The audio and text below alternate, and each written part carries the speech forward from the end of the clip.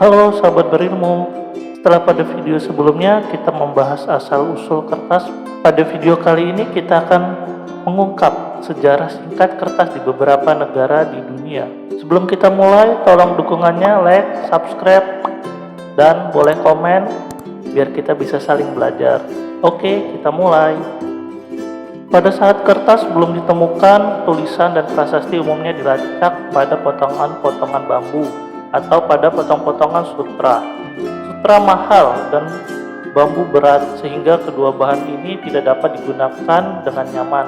Cai Lunlah yang memikirkan ide membuat kertas dari kulit pohon, limbah rami, kain tua, dan jaring ikan. Ungkap Pan Ye, sarjana Tiongkok pada abad ke-5 Masehi. Dikutip Paper Discovery Center.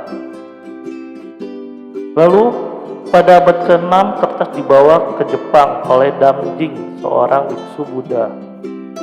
Orang Jepang mulai mempelajari teknik pembuatan kertas dan menggunakan pulp dari kulit kayu murbei sebagai bahan utama. Pada tahun 751 Masehi, kertas menyebar ke Jazirah Arab. Gubernur Jenderal Kekhalifahan Baghdad menangkap dua pembuat kertas asal Tiongkok di Samarkand, Uzbekistan. Dengan bantuan mereka, pabrik kertas pertama di Uzbekistan didirikan. Berkat kami dan linen yang berlimpah, bahan baku berkualitas tinggi untuk pembuatan kertas, produksi berjalan baik bahkan menyebar ke kota-kota lain di Asia, khususnya Baghdad, Irak, dan Damaskus, Suriah. Untuk memperoleh bubur kertas atau pulp yang homogen melibatkan teknik garnetting dan maserasi kain dalam air. Kemudian diayak untuk memisahkan serat maserasi dari air. Lalu lembaran ditekan, dikeringkan, dan ditutup dengan lapisan tepung beras supaya lebih mudah menerima tinta. Dilansir Pixart Printing. Pada abad ke-11, kertas mulai masuk ke Eropa, imbas dari penaklukan Arab atas Spanyol dan Sisilia. Bukannya diterima dengan baik, justru kualitas kertas dianggap lebih rendah daripada perkamen. Perkamen adalah media untuk menulis yang dibuat dari kulit binatang. Yang biasanya dipakai ialah kulit sapi, kambing, biri-biri, domba, dan keledai.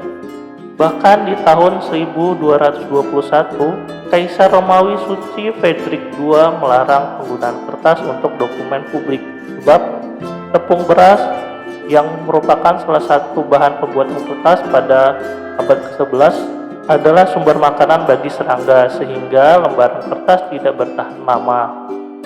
Bukan berarti kertas tidak digunakan sama sekali. Mengutip History of Information, pemanfaatan kertas di kanselir terbatas pada draft, risalah, dan register. Fabriano, kota kecil di Itali, memperkenalkan teknik produksi kertas yang baru. Semuanya berubah berkat peran Fabriano. Kota kecil di wilayah Italia pada abad ke-12, Fabriano memproduksi kertas dari linen dan rami dengan peralatan serta teknik produksi baru. Dengan penggilingan palu hidrolik secara signifikan mengurangi waktu untuk menghasilkan pulp. Merekatkan lembaran dengan gelatin, bahan tambahan yang tidak disukai serangga. Menciptakan berbagai jenis dan format kertas. Menemukan watermark atau tanda air yang melibatkan penggunaan kabel logam. Ketika lembaran itu diangkat, terlihat tanda tangan, lambang gereja, dan simbol lainnya. Sejak abad ke-14, produksi kertas mulai menyebar ke negara-negara Eropa lainnya. Dan berkat penemuan mesin cetak tipe bergerak, mobile tipe printing, produksi kertas semakin meningkat pesat. Dan kertas mulai diproduksi secara massal.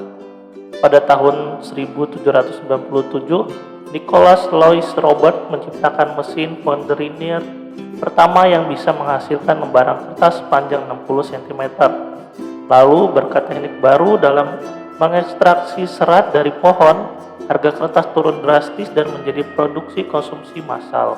Imbasnya, produksi kertas di Inggris melonjak dari 96.000 ton per tahun pada tahun 1861 menjadi 648.000 ton per tahun pada tahun 1900. Implikasinya, kertas murah, surat kabar, dan buku bisa diakses oleh semua orang dan memicu ledakan literasi di kalangan kelas menengah.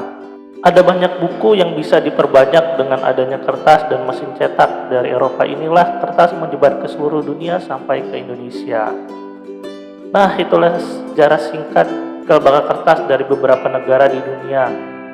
Jika ada kekeliruan, silahkan komen di komentar agar kita bisa saling belajar. Semoga video singkat ini bisa menambah wawasan dan semoga bermanfaat.